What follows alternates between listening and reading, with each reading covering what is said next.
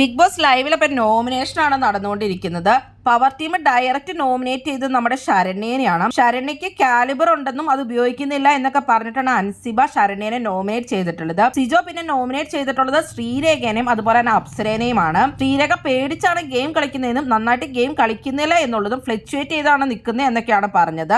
അപ്സര ആണെങ്കിലും പവർ കിട്ടിക്കഴിഞ്ഞാൽ മാത്രമാണ് ഗെയിം കളിക്കുന്നുള്ളൂ എന്നുള്ള രീതിയിലാണ് സിജോ പറഞ്ഞത്. ജാസ്മിൻ വന്നിട്ട് ശ്രീധുവിനെയും അതുപോലെ തന്നെ ജിൻഡോനെയാണ് പറയുന്നത്. പിന്നെ വന്ന ശ്രീരേഖയും ജിൻഡോനെയും അർജുനെയാണ് പറയുന്നത്. അർജുൻ കൃത്യമായിട്ട് അഭിപ്രായങ്ങളൊന്നും പറയുന്നില്ല എന്നുമാണ് പറഞ്ഞത്. പരസ്പര ബന്ധമില്ലാതെയാണ് ജിൻഡോ സംസാരിക്കുന്നതെന്നും ശരണ്യ വന്നിട്ട് ശ്രീരേഖനെ നന്ദനേനെയാണ് പറയുന്നത്. ശ്രീരേഖയ്ക്ക് ഒരു ക്ലാരിറ്റി ഇല്ലാതെയാണ് നിൽക്കുന്നതെന്നും രണ്ടുപേരെയും ഗെയിമറായിട്ട് തോന്നുന്നില്ല എന്നുമാണ് പറഞ്ഞത്.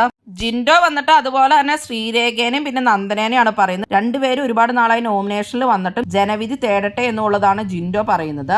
സായി ശ്രീധുവിനെയും അതുപോലെ തന്നെ ശ്രീരേഖേനെയാണ് പറഞ്ഞത്. ശ്രീരേഖയ്ക്ക് എങ്ങനെ കളിക്കണം എന്ന് പോലും അറിയില്ലാതെയാണ് നിൽക്കണമെന്നും ശ്രീധു ക്യാപ്റ്റൻസി ഒക്കെ കഴിഞ്ഞിട്ട് ഒരു ഗെയിമും തന്നെ കളിക്കുന്നില്ല എന്നുള്ളതാണ് സായി പറഞ്ഞത്. ശ്രീധു നന്ദനേനെ അതുപോലെ തന്നെ അപ്സരേനെയാണ് പറഞ്ഞത്. നന്ദന ചുമ്മാ കളിയായിട്ടാണ് എല്ലാം എടുക്കുന്നത് എന്നുള്ളതും ശരിക്കും ഗെയിം കളിക്കുന്നില്ല എന്നും അപ്സര ആണെങ്കിൽ ആദ്യം ആക്റ്റീവ് ആയിരുന്നു, ഇപ്പോൾ വളരെ ഡൗൺ ആണെന്നുമാണ് പറഞ്ഞത്. അർജുൻ പറയുന്നത് നന്ദനേനെയും അതുപോലെ തന്നെ ശ്രീരേഖേനെയാണ്. ശ്രീരേഖ ഇൻവിസിബിൾ ആണെന്നും അതുപോലെ തന്നെ നന്ദന ഒരു ഇമ്പാക്റ്റും ഉണ്ടാക്കിയിട്ടില്ല എന്നാണ് അർജുൻ പറയുന്നത്. നോറ വന്നിട്ട് ജിൻഡോയിനെയും ശ്രീധുവിനെയാണ് പറഞ്ഞത്. ജിൻഡോ ആൺ പെൺ വേർതിരിവിനെ പറ്റിയൊക്കെ സംസാരിക്കുകയാണെന്നും അത് മാത്രമല്ല ശ്രീധു ഇൻവിസിബിളും ആണെന്നാണ് നോറ പറഞ്ഞത്.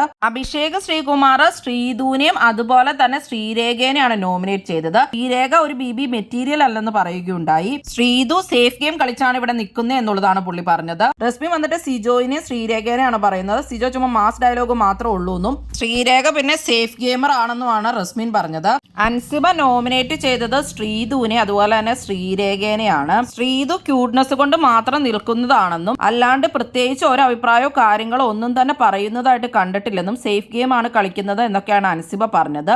ഋഷി വന്നിട്ട് നന്ദനേനെയും സിജോയിനെയാണ് പറഞ്ഞത്. നന്ദന ചുമ്മാ ആവശ്യമില്ലാത്ത എല്ലാ പ്രശ്നത്തിലും പോയി ഇടപെടുന്നുണ്ടെന്നും അതുപോലെ തന്നെ സിജോ കാട്ടുതീയാണെന്നൊക്കെ പറഞ്ഞു വന്നിട്ട് പ്രത്യേകിച്ചൊന്നും ഇല്ലാന്ന് മനസ്സിലായി എന്നൊക്കെയാണ് പറയുന്നത്.